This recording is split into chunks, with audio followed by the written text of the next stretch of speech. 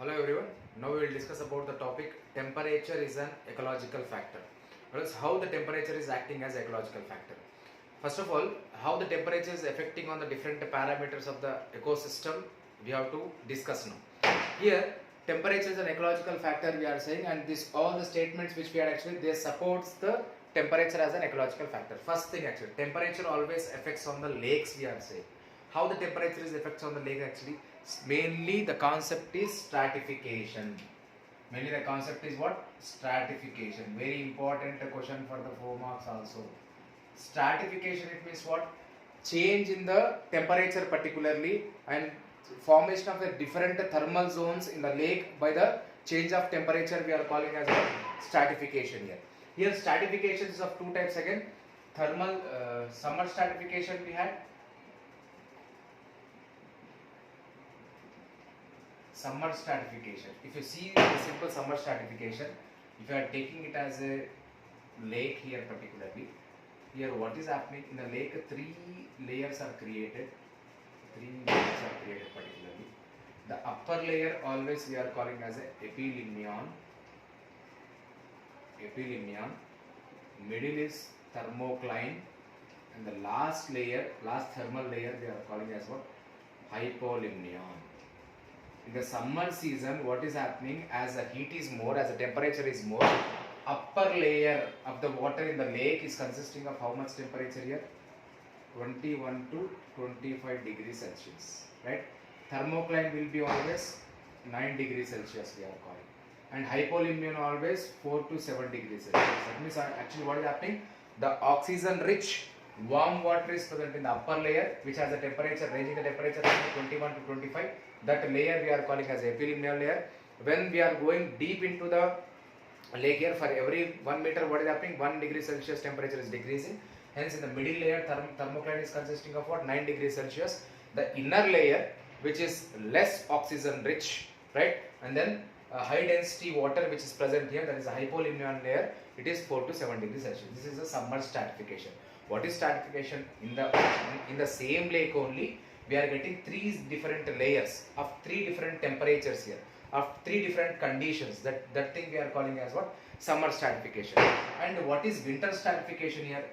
Simply winter stratification, it means what? Actually the same thing if you are taking, right, the same lake if you are taking here like this here, actually upper side same epilimnion, thermocline, hypolimnion. What happens in the winter season? Here colder climate will be there. In the winter season what is happening, actually the upper layer of the lake particularly epilimnion is actually 4 degrees Celsius. That means freezing temperature we are getting particularly.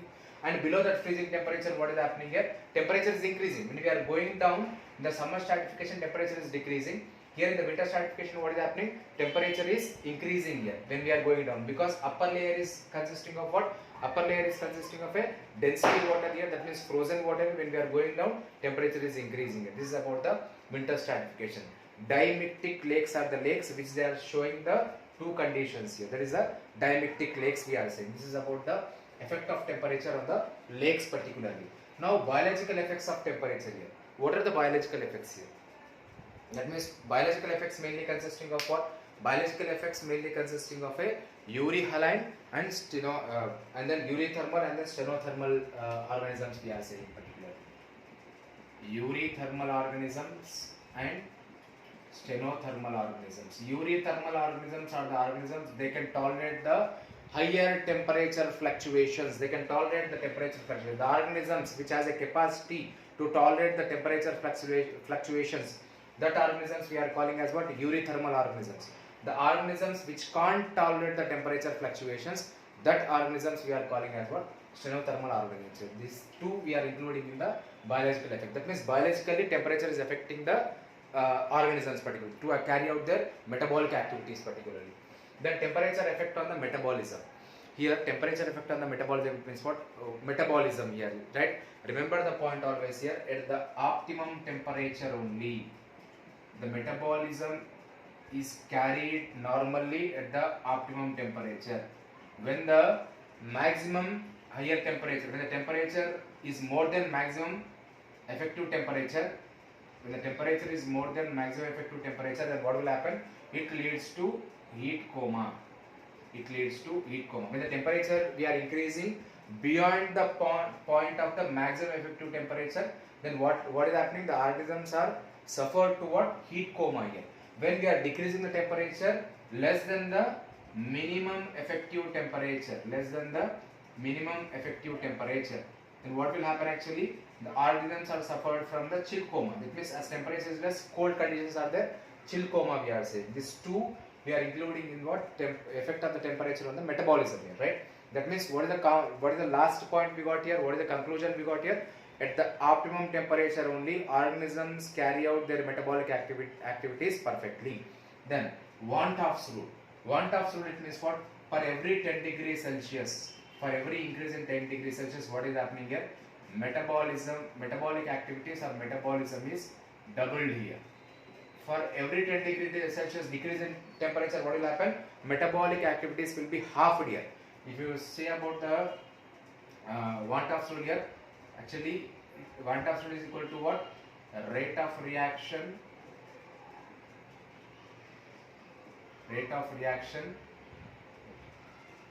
at 10 degrees Celsius by rate of reaction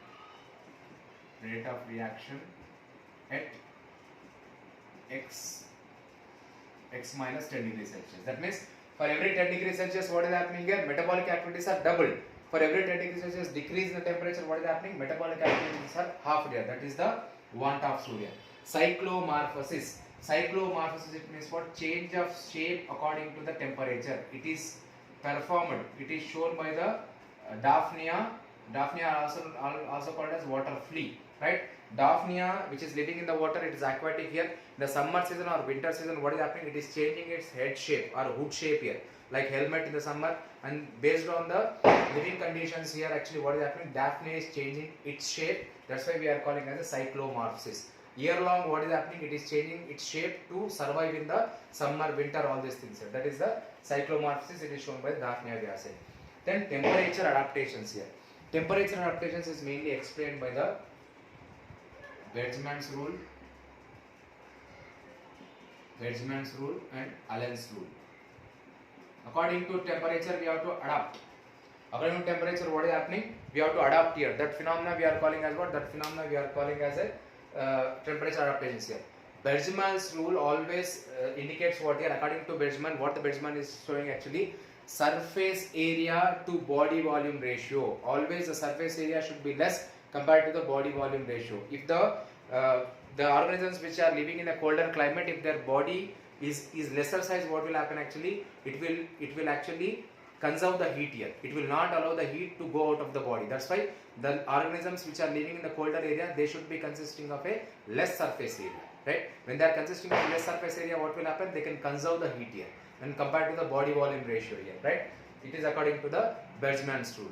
And then Allen's rule, according to Allen, what he is saying actually, earlobes and limbs are short in the organisms which they are living in what? Which they are living in the colder areas. When the earlobes and then limbs are short, what will happen? They also conserve the heat. They will not allow the heat to loss from the body parts here. These two are the examples of the temperature adaptations here. And also we had the regulators, we had conformers, we had regulators, conformers and partial conformers, right?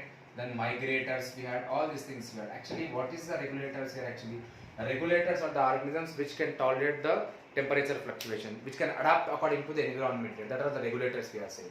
Conformers, it means what? They are not changing, they are not adjusting, they are not adapting according to the environment here, according to the change of temperature. They are the conformers we are saying. Partial conformers we are saying as a camel.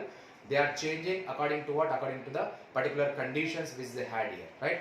Then migrators, it means what? They are migrating from the one place to other place to get the better conditions here. That thing we are calling as a migrator. All these things we are including in what? Temperature adaptation. This is about the temperature is an ecological factor in this thing. For the 4 marks, stratifications are important. They can ask